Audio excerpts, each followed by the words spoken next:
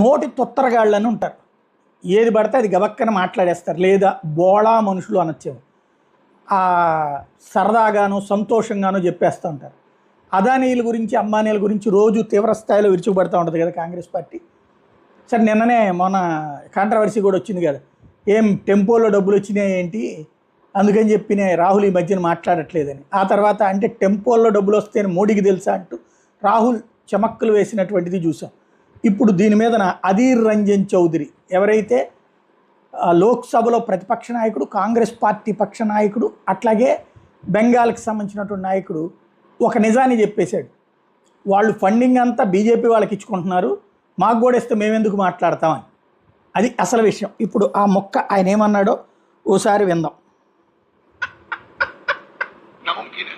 मुझ जैसे एमपी के लिए नामुमकिन है चुनाव लड़ना एकदम।